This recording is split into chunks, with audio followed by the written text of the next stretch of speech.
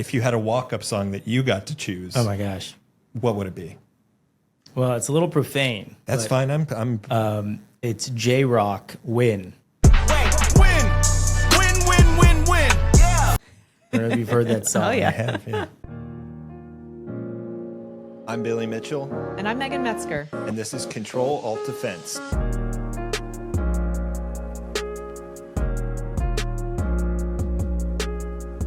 All right, well, we're here with Shyam Sankar. Shyam is the CTO of Palantir. I'm sure most of the people watching this already know who he is. But Shyam, welcome to the podcast. Thanks for joining us. It's great to be here. Thanks for having me. Yeah, I'm excited for this one. I know. I've been watching your body of work on podcasts and things like that, so I think we have a high level of living up to do. Expectation. But I'm excited to dig No in, and pressure. hopefully we do justice to your previous body of work and can really get some good stuff out of you. But I think one thing different, or maybe not different, but I think a little different that we like to do with our guests each episode is go to some fun stuff at the beginning to let the listeners and viewers get to know you a little bit more on a personal level with some icebreakers. So I don't know. He looks nervous. Yeah, Don't be you nervous. ready? Gosh, you ready? what am I gonna No, do? I don't know that I have anything too crazy, but I always like to ask folks that come from the technology world, what's an app or a piece of tech that you love, that you use, that you wear, or engage with on a daily basis that people might be surprised to hear that you use, or that might not be apparently obvious to them? I love my notebook. It's like as much, and I mean the paper notebook. Yeah, the Yeah. original yeah, app. exactly.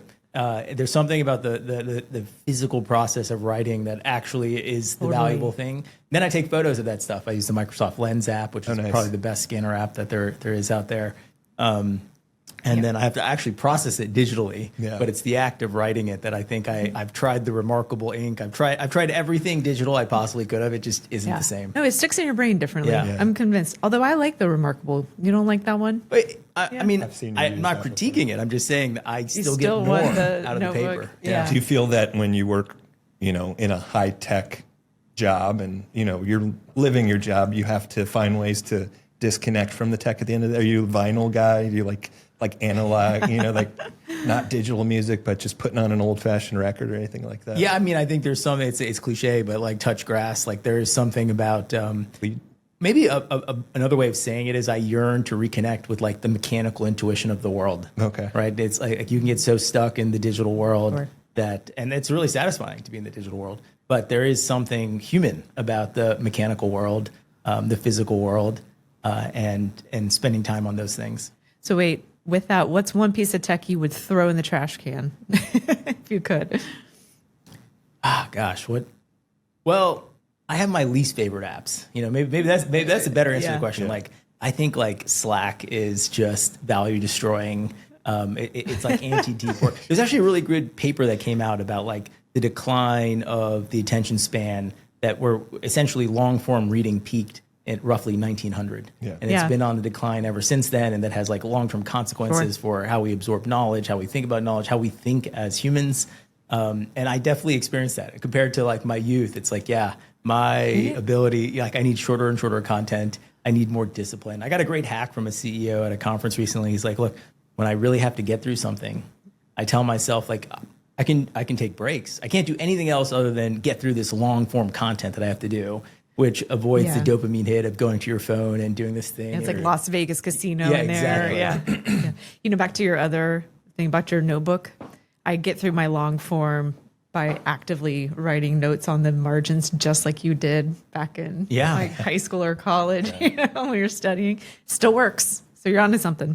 That's great. And so you're based in Denver, or is that just... That's right. Yeah, that's where my kids live. Yeah, I was going to say, it's hard to... I live everywhere else, it seems Yeah. like, but yeah. I was going to ask then, does that mean Denver's beautiful? There's a lot of things to do outdoors there, but maybe you're not there enough. There is. I mean, yeah. It's like, would be nice. It's fun to actually have to, when you go on a hike, think about bears. You know, it's like, you're really out there. It's easy to... Do you ever bring like food in your pocket just to see a bear? Because you No. I mean, I'm Billy, tempted to. we don't want to kill our podcast guests. Yeah, I feel like we're not ambitious enough with domesticating animals. Why don't we have domesticated bears? We should have just kept going. Go for a grizzly and tell me how that works out for you. Yeah.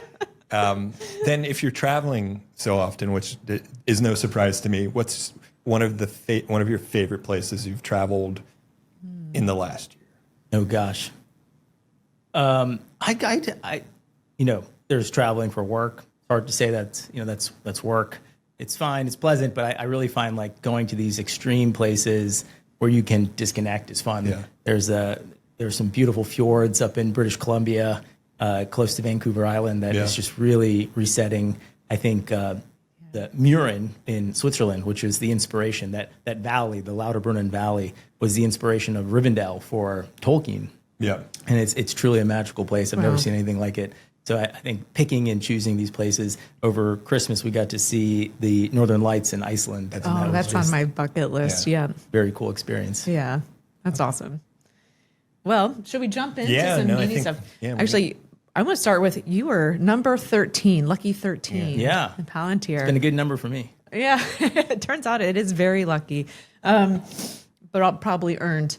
I know you probably get asked this a lot, but what is, if you had to pick one moment, and this may be the highlight since being number 13, what would it be in your Palantir journey? Oh gosh. I mean, I feel like the best moments are the ones that in the moment were horrible, excruciating, incredibly painful.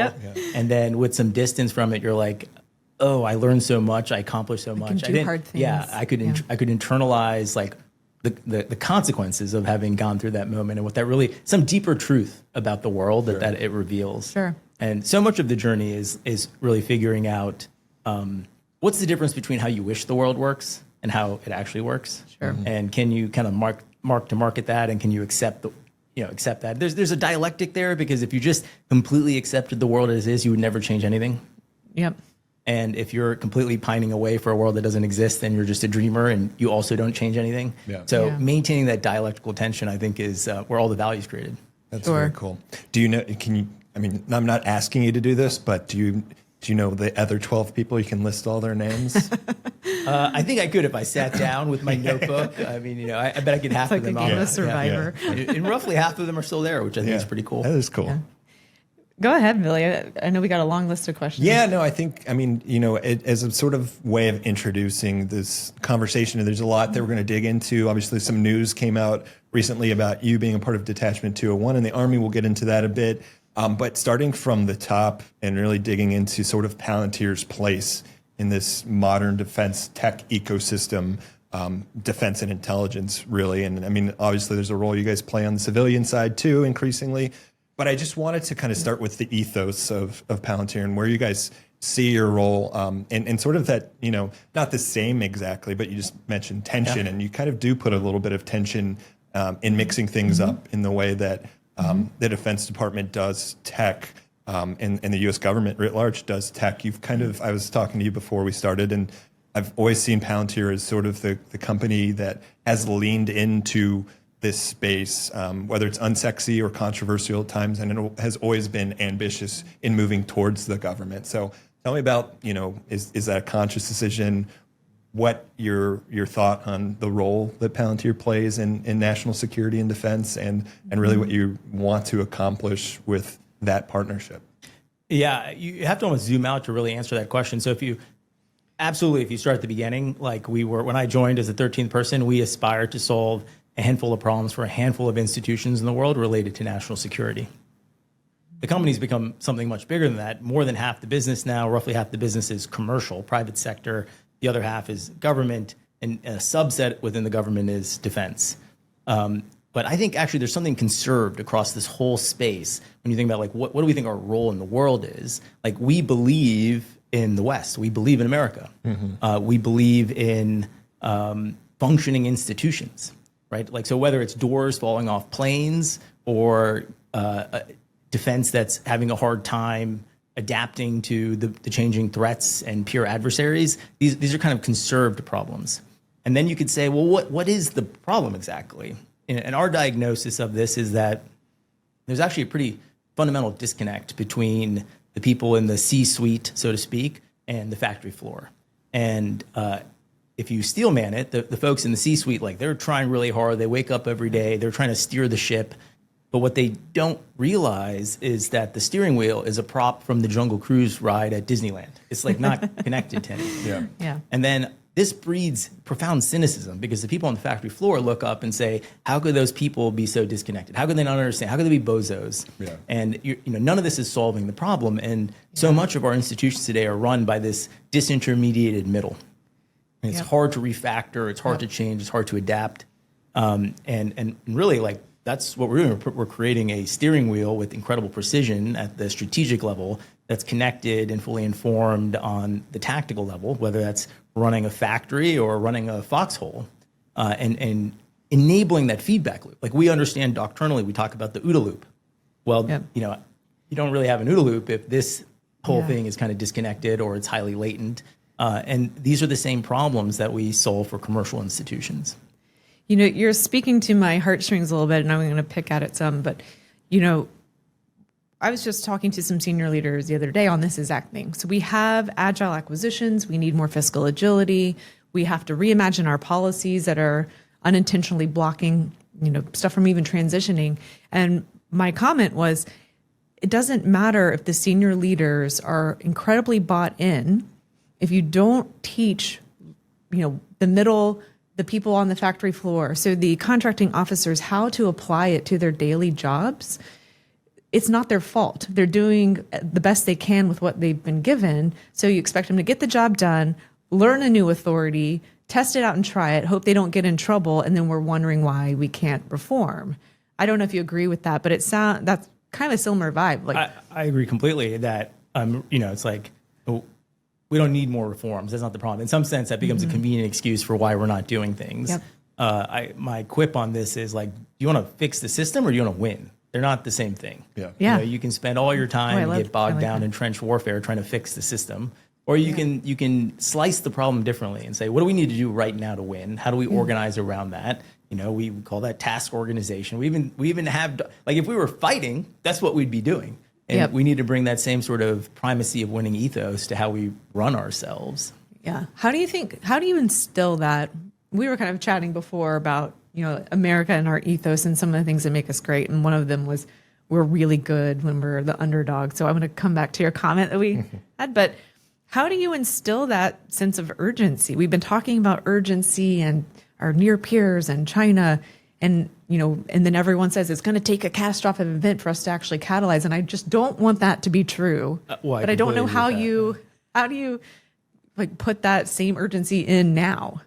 Well, I think a lot of this stuff comes down to leadership and who's really going to grab the horn, who's going to go after this, and how do we respond to that? And there's no singular person. I mean, it's got to happen in a lot of different places. But I think part of it is also, what is our national narrative around these things? Yeah. And recognizing, I think we've done ourselves a great disservice using euphemisms like near peer. Yeah. We do have peer adversaries, and they're not near, they're here. Yeah. It's a little cocky, right? It's certainly not how we thought of the Soviet Union. Yeah. And I think some of this is shaking off the sclerosis of 35 years of having won the Cold War, or I think more accurately, the Soviets having lost it. Yeah. And that set a certain sort of condition. And I do think, look, the builders are back. There are hundreds of founders. There's more than $100 billion of capital. I don't think they're here just because they want to be here. I think people are feeling the urgency. And that kind of speaks to, what is your theory of change? Are you going to symmetrically go through the horizontal layers and create change? Or is it actually going to be more heterogeneous? There are going to be pockets of incredible urgency. People get it. That urgency kind of spreads in ways that are hard to model exactly. Maybe it's a little bit like a ketchup bottle. You're shaking it vigorously. You're very frustrated. Nothing's coming out, but it all comes out at once. Yeah, you have to point it at the 45-degree angle and hit the 57. The salt shaker, you got to knock it on there. I'm curious, I think we're kind of towing into the larger conversation we want to have about this kind of evolving ecosystem that you guys are a part of, and the Defense Department being a consumer of technology and this ecosystem that wants to do business with it. And there's not always been the right path or mechanisms in place to make that happen as much as we'd all like to see it happen. So, but it does seem like it's getting better. So I'm curious to get your sort of pulse check or your barometer on the Defense Department and U.S. national security apparatus, being a better partner to firms like yours and others in the traditional Silicon Valley or other innovative hubs, And also, as I mentioned it earlier, it seems like there's more of a rush and a push from folks like Palantir and others to want to partner on those things. So I guess two-part question. What's your take on it in terms of where things are and can it be better? And then two, what's the thing that's driving that? Yeah, so the first part of it is I think there's tremendous reasons for optimism. If you think about when we started in 03 and 04, there was literally one front door in national security, and that was In-Q-Tel. Yeah. There was no innovation ecosystem. Like the Department of Defense was off limits. You could not do business with it as a new entrant. The world could not be more different in the present. There's front doors, side doors, open windows. There's too many doors. ways. Maybe too many. Back doors. Yeah, exactly.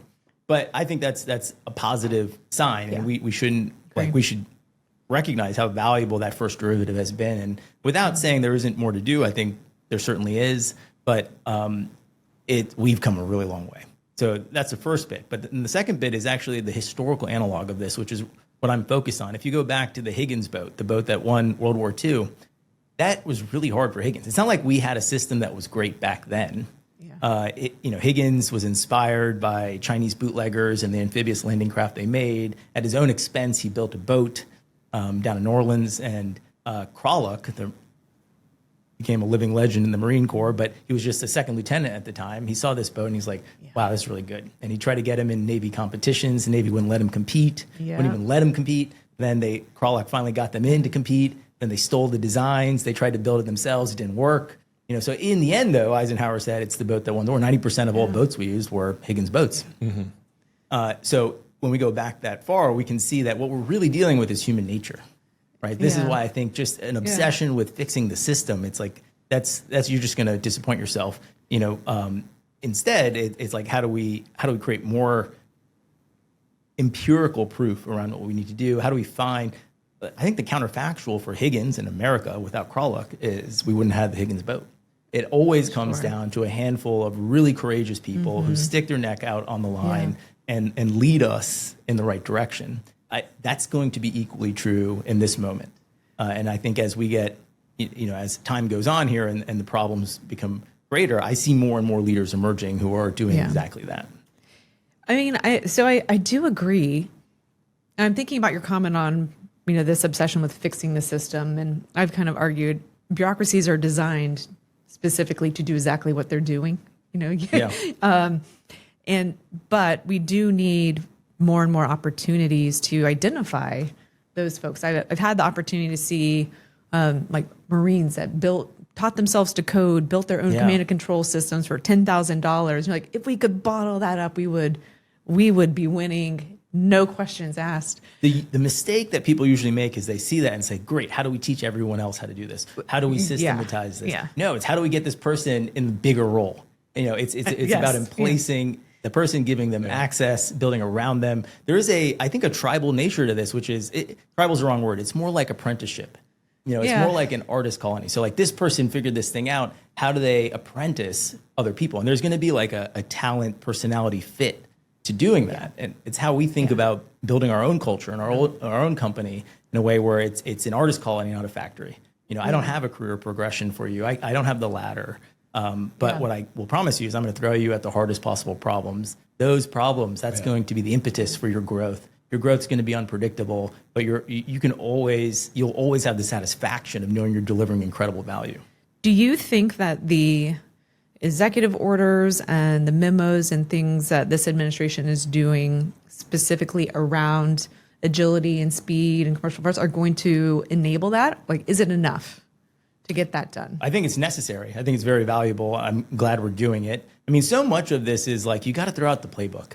It's a very comforting notion that there's a process you can follow that leads to certain outcomes, or that there's a methodology. But I don't think that's true. That's not been my lived experience. That actually there's more fundamental human creativity. There's more agency. We need more heterodox thinking, not less. And the playbooks are they squash that, and they reduce agency. And I think a lot of the memos are kind of directed at like destroying playbooks. And I think there's creating the space then for the heterodox thinking, creating the space for the outcomes, organizing yourself around what does winning look like and working backwards. at our peak, we had lots of people love to focus on, is there enough competition in the defense industrial base, particularly with the primes? I think it's a distraction. You're completely missing the point. I think one, there is, but two, is there enough competition inside of government? That's where I think we really lost a lot. Where when we were building the ICBM, the Air Force, the Navy, the Army all had competing ICBM programs.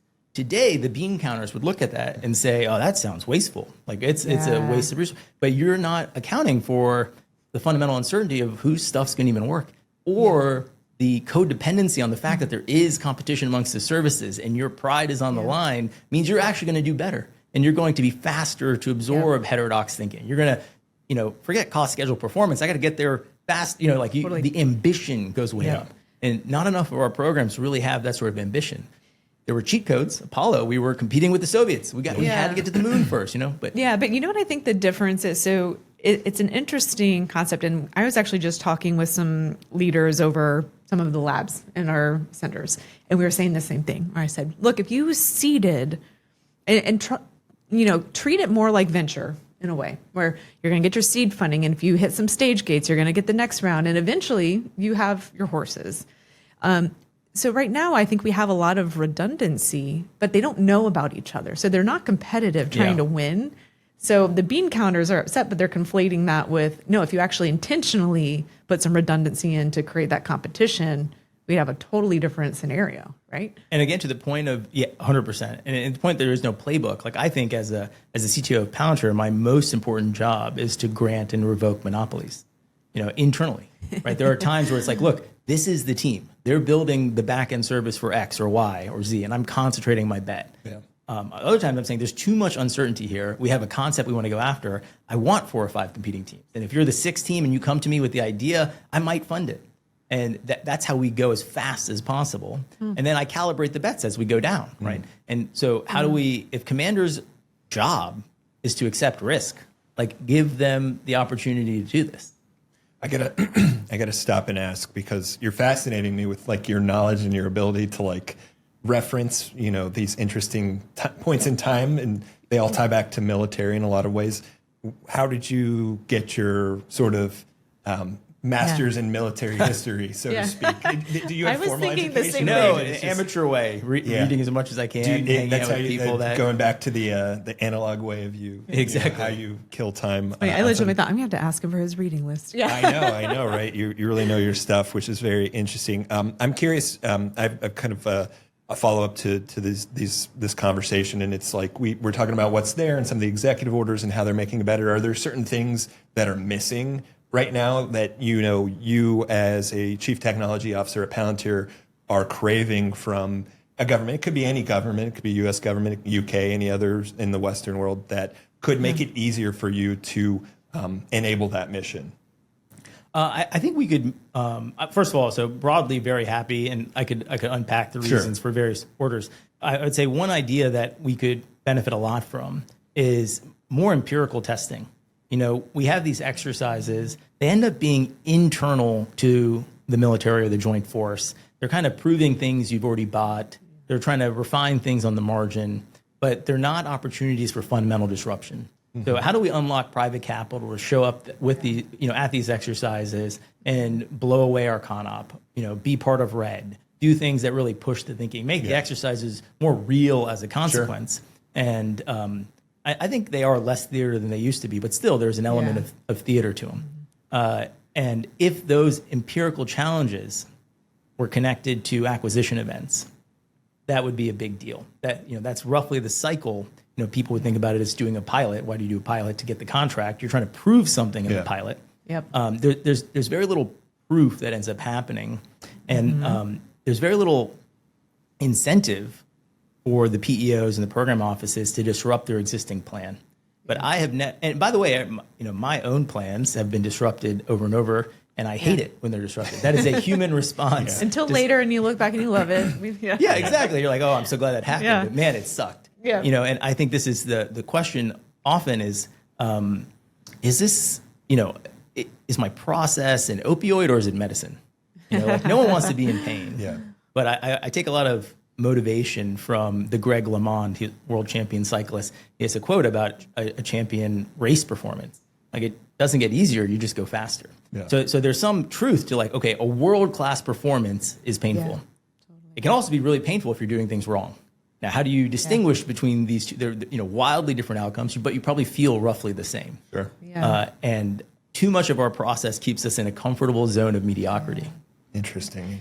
Well, you mentioned experimentation, and I want to go back. You and I were both at PCC 5 Project Convergence for the DV Day.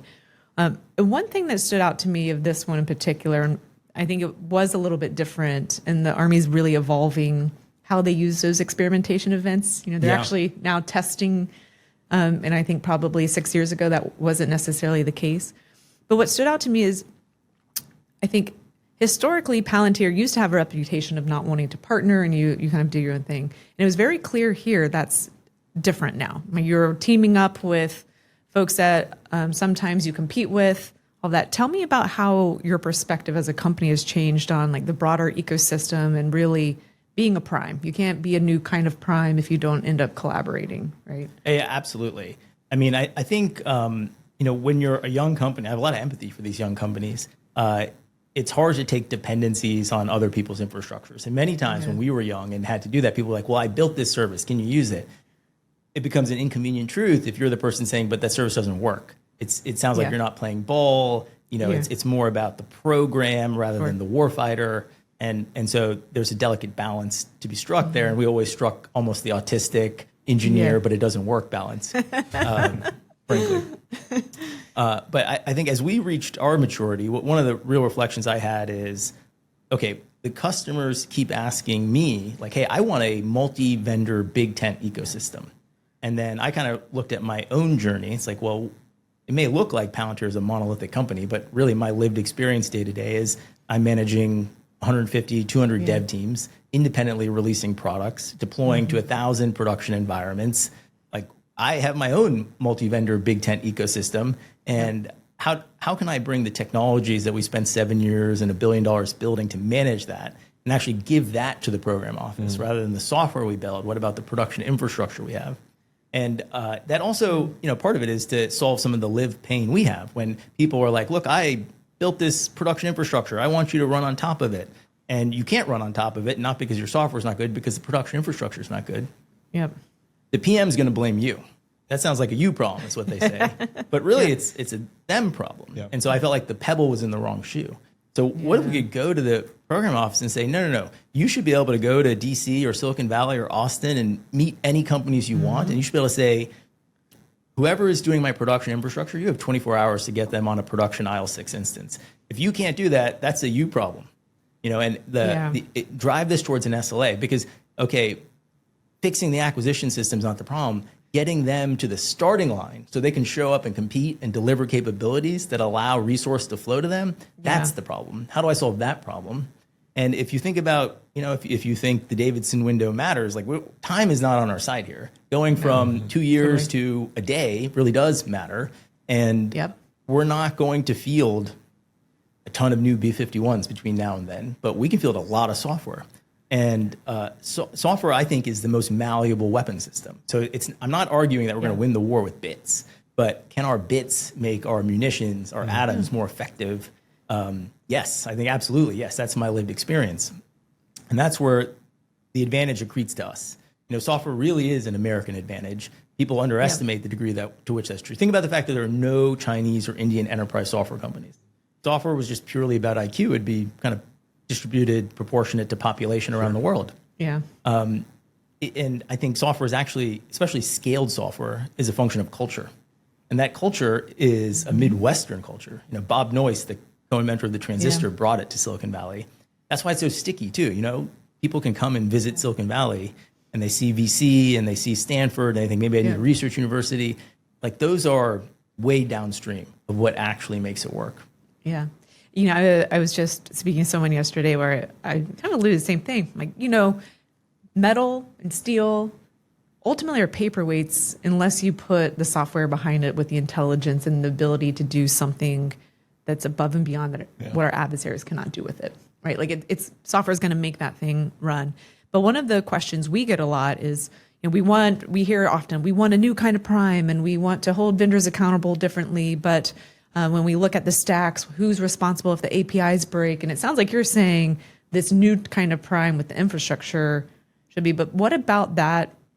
Like, if you're in that role, what's different about the way you do it versus some of these like traditional primes? Like, why is that different? I have these deep and profound critiques of the software industrial complex. This will answer the question, but I think a lot of what software has done is it's been geared. It's a natural consequence of the incentive. So what are the VCs funding? Yep. Things that are sellable. That's the feedback cycle. Can I sell this? Yep. That is not the same thing as is that thing valuable? Yeah. Totally. And then over time, so I think the most profound mark to market for this is COVID. When COVID happened, go back to the earnings transcripts. Yeah. Many of my customers had invested billions of dollars into supply chain software. They were so proud of what they had built. COVID happened, it all fell over like a paper tiger. What were they talking about on the transcripts? Teams, Zoom. Are you kidding me? You can't think of anything more lame. It's like all beta, right? It's like, I'm glad your productivity tools work, but and I think they all knew it. They were all like, well, my IT guys told me to spend $1 billion a year on this. And when the moment came, it fell over. And so, they got the sales, but they didn't deliver the value. So the reason I think this approach is different is what I'm really saying is, look, I already spent 7 years and $1 billion building this thing. I built it for myself. It runs every dollar of revenue I generate today. Totally. If you don't want it, that's fine. I'm going to keep investing in and building it because I need it. You have to be competitive on a world stage. Yep. And if I can give you access to it so that you can be more agile, that's amazing. That's great. Let's go do that. And then I think creates, I'm always looking for how do we create positive sum dynamics here. I think that is kind of the unique American way of doing this, right? And that's the consequence of the monopsony and the historical legacy prime structure is it is so profoundly zero sum. Yep. It's like if you're getting this work share, that means I'm not.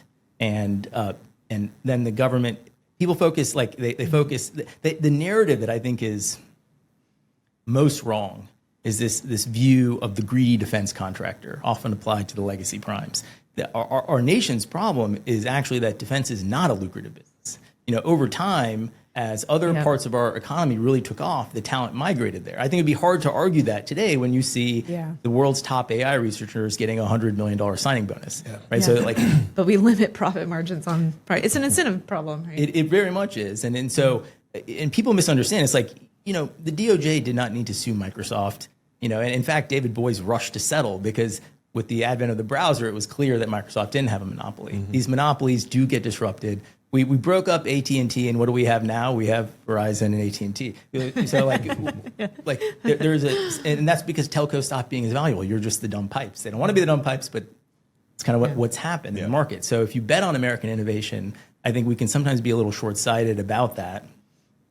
And what we need is, as Jeff Bezos famously said, your margin's my opportunity. And if people keep looking and saying, wow, there's no margin there, Lockheed has a 6% margin or something, you're not going to get the Palmer Luckies to show up. I mean, we need to make sure that there's enough incentive to get the American industrial base interested in going after these things. As much as I talk about the Last Supper and what I call the Great Schism, that problem started happening in the 70s. If you go back to the boardrooms in the 70s, these dual-purpose companies, as I call it, Chrysler used to build minivans and missiles. They started having discussions about how do I divest the government business. It's really hard to do business with the government. It's not growing. It's not profitable. It's not as profitable. It's all relative. And then you have to really think. You get the industrial base you deserve. You get the industrial base that you incentivize. Make it more sustainable. I think. I might get the numbers roughly wrong, but Microsoft's like sinking $70 billion a year in CapEx. So, if we really look at this, like the CapEx, the research, the R&D is going to come clearly from the commercial sector. How do we make sure the commercial sector is invested in our freedom as much as they're invested in our prosperity? I'm curious, I know Palantir does a lot of work with smaller companies and gives them the platform to sort of, not a shortcut, but it helps get rid of some of the barriers to doing business. I hope it's a shortcut. Okay, then it's a shortcut. Yeah, I don't want to put words into your mouth. Mostly eliminating the dead weight loss. Sure. Okay, so what might you be waiting for as a new company? Oh, how do I deploy my software into an accredited environment? Yeah. Okay, that's going to be 18 months if you're lucky. $2 million. Yeah. Yep. Okay, so can we do that in a week? Why not? You know, and then the next part of it is like, how do I get access to data? The number of MOUs, the bureaucracy, the ways in which people use data access to control it's like a political statement, not an actual mission statement. Yeah. So over 20 years, we've now created a very well ontologized, clean data layer that I can code-gen an SDK for you from. It's read-write. Anything I would have access to, you would have access to. Yeah. And that's really how you build the thriving ecosystem. If you look at our commercial business, like the part that's exploding right now is this movement for companies to re-platform their software on top of our infrastructure. Yep. I think of that as like a much more opinionated AWS, right? So it's not actually like, how do I use your front end? It's actually, how do I use your back end to accelerate what I'm getting? Instead of the hyperscalers give you beautiful Lego blocks that you can build something with, but they're relatively unopinionated. It's a lot of DIY. If I can help you build your software solution in 3 months or 6 months rather than 3 years or 6 years, that's valuable. Yeah. And so dig into that more. I mean, the value proposition for you guys is that influence, or I mean, what's the win for you in being able to do that? So in the latter case, like the commercial examples where people are literally licensing our platform to build their software, we're kind of in the role of an AWS there. So they're paying us for that part. On the government side, we have our existing work, even if you're not paying me for it, even if the SDK is GFE, which is what it is, then our existing work is more valuable if more people are using it. Sure. And the insights that your software is generating are available to the rest of the community as a consequence of doing that. So it's almost like that's the whole point of what the government's paying us for, is that people have easy access to the data in a secure way that you can trust, that reduces the barriers. You know, we're competing on the first derivative, not what is the capability today, but how quickly can the capability continue to adapt to what people need. Sure.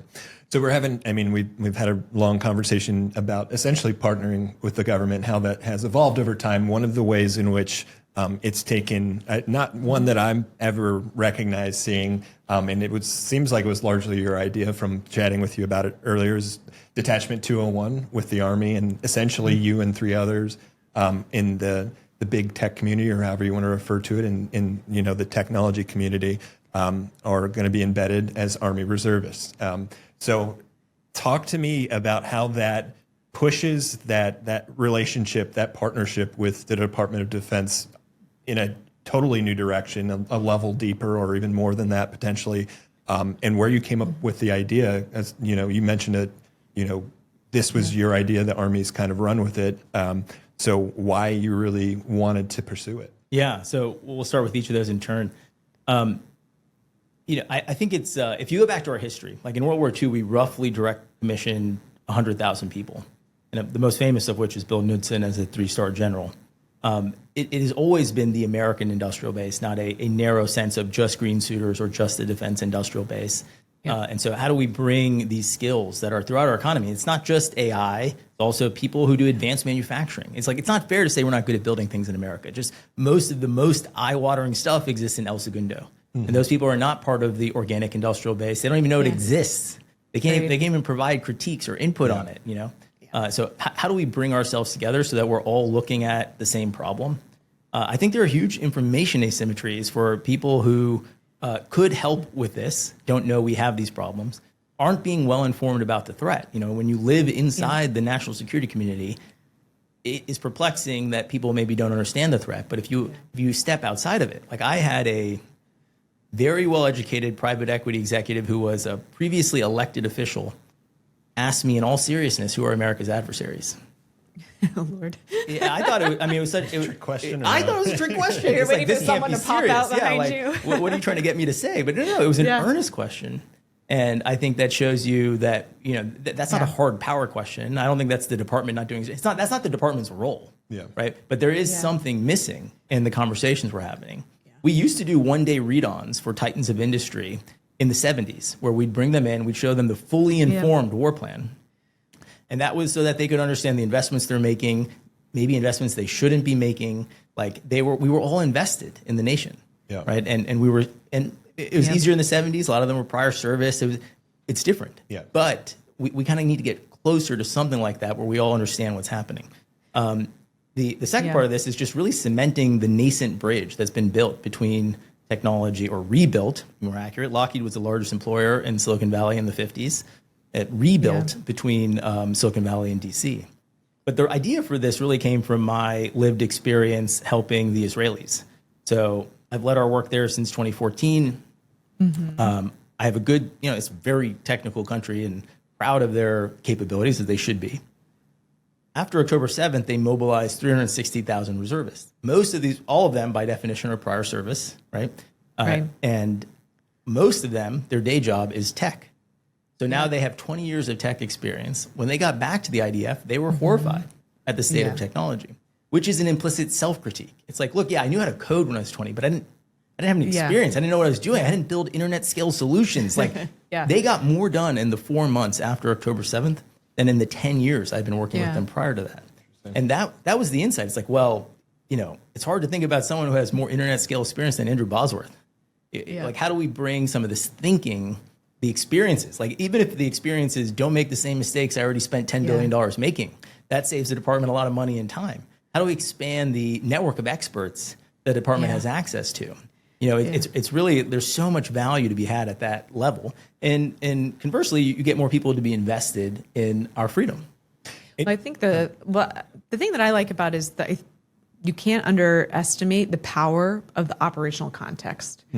And I think I mentioned on another one of our recordings, I've been in this industry studying it, working alongside in the trenches with senior leaders and the factory floor workers, like you said. And I thought I understood it until I actually went to the CENTCOM AOR. I sat next to folks in the ops centers. I'm going, holy shit, this is not working how people back home think this works. This is super broken. And the places where it was going well, they actually had the engineers. So I know there was some Palantir team out there. Andrew had folks embedded, changing and adapting whatever they needed to for the software as the problems arose. And they had that context of the software is actually solving the real problem. And I just think that is, if I was queen for a day, I think any of these major systems, especially the ones that are pushing the envelopes with commercial tech, send them out. Give them the operational context. It will change everyone's perspective and really connect those dots. But I think that's incredibly missing. But it also makes me think of like how we use our existing warfighters. Because I also sat next to folks, and I'm curious your take on this, where they were PhD biochemists doing nothing but Excel spreadsheets to prep a one-pager for a 4-star. I'm like, what a waste of technical talent. So I think we also need to address how do we get commercial tech really ingrained in the mission, and then how do we weaponize that tech talent we do have so they're in the right positions. And if we did both of those things, man. I think as valuable as it is for us to spend time with the warfighters, it'd be great for the warfighters to spend time with us. Like you can observe these lessons of how do things work at scale in the commercial world in a way that's very different. The worst reasons I've heard for why people don't want to do that is like, oh, maybe we'll lose them. And I think it underestimates the motivation of the warfighter. And you have to make the role rewarding, right? Like totally. I think a lot of the times it's people love going to the pay difference. They all knew what they were signing up for. They did it knowing this. Totally. What we are underestimating is the bullshit factor. It's like, okay, if I'm going to get paid this little as a patriot, like don't make me put up with a ton of bullshit, but we just stack it. Right. And I think that's part of it. I remember this is a little orthogonal, but a comment on this. I used to think naively and, perhaps arrogantly when we were very young, it's like, oh, these programs of record, they're not good because maybe the contractors behind them aren't good. And after we started winning programs of record, I was like, the programs of record are the things I'm least proud of. And then you realize it's the machine. It's like, okay, now you have a program manager and they're trying to control everything you do. And they don't want you to just innovate as fast as you can possibly go. And, that's it's a hard thing where you want to, you have to kind of let go at some point, right? Like you bet on the team, you bet on the talent. And if they're not delivering, you fire them, but you're probably not going to get the right decisions by micromanaging them. And certainly, that's why I like to say Agile is not even wrong. People are so obsessed with Agile development. But Agile is like the right approach to build a consumer app or something where there's like a normal distribution to the feature requests. But if you thought about the heterogeneity of UCOM, CENTCOM, is heterogeneity a bug or a feature? The intuition for most people is like, well, I want to minimize pain. If I have to deal with a lot of heterogeneity, that sounds painful. Yeah. But actually, maybe what UCOM needs is different than what CENTCOM. Totally. Then there's a question of, okay, how do I metabolize that pain so I minimize how different it is while allowing myself to maximally express the differences they need, right? Like, how do I solve for the fact that their problems are different rather than forcing everyone to form fit? And I think you can't arrive at those conclusions if you're not deployed at the edge, spending time with the user. I'm just fascinated by the program, so I'm curious if you can tell any more about what the actual programmatics of it are like, how you're dividing time and what it entails. Are they going to make you do the physical fitness type stuff? We have the shooting AFT guns next week. We have pistol call next week. So we're doing it all. Each of us has been divided up on different problems where we don't have conflicts based on we all have very different businesses, or one of us doesn't even have a business. And so then we're working on problems that relate to that. I'm going to be mostly focused on recruiting and talent. And I'd love to be the person who can inspire the heretics who are in the department. There's an 04 at CENTCOM who's a prior police officer who built an AI agent that drove a huge amount of the targeting in recent operations. There's a chief warrant officer at USERPAC who did the same thing for maritime targeting. These are heretics. They're incredibly talented. They're not formally trained computer scientists. How do we lever them up? How do we make sure they're working on the right problems right now? How do we create a network where the heretics can talk to each other and share information? Those are the internal problems, which I think then lead to, okay, how do you think about developing folks as you identify them here? Those are super exciting to me. Because my real sense is like the Army is our services in general are just drowning in talent. It's really about how we unleash them, how we get out of our own way. I'm also curious to see if this type of program inspires another generation of folks to want to come in. And I know that our recruiting numbers are down, and I think that's a shame because, like you said, people come here for knowing what they're signing up for and believing in it deeply. And we have incredible talent in. So do you think it'll have an impact? I think it'll have a huge impact. On the day that we got direct commission between the four of us, there was roughly 1,000 people that reached out to us in tech. Many of them don't do business with the department, don't work in companies that would even do it, but said, hey, how can I do this? This is amazing. How can I sign up? I haven't seen that level of patriotism in the Valley ever in my lifetime, right? It harkens back to a prior era. Yeah. And we forget how normal this used to be. David Packard was the Deputy Secretary of Defense. He was the co-founder of HP. Or Bill Perry, who was eventually Secretary of Defense, he founded ESL, which was the first company, Electronic Systems Laboratory. They were based in Mountain View, I think. First company to do digital SIGINT before the government did. So we have this rich history. We just have to reconnect with it. I want to be conscious of time. So maybe start closing it out. Any final questions, thoughts from your end? I have millions more, but we'll do a second round. This has been fantastic. Any fun zingers to end with? I don't know. Do we do a rapid fire round? Yeah, I'll let you start. Okay. Put you on the spot. You can cut this one, Adam. Love or hate the term neoprime? Never even heard of it. Really? Yeah. Oh, thank God. It's everywhere. And I'm like, can we stop calling this next generation of primes like neoprimes? The and Andurils yes. of the world? Stop. Maybe we need to just stop having the concept of a prime. That itself, is perhaps a structural impediment to how we organize ourselves and limits our thinking. Yeah. Well, General Rainey in one of the episodes, okay, I'll give you the rapid fire question and then I'll tell you his answer. What's one defense buzzword you would kill immediately?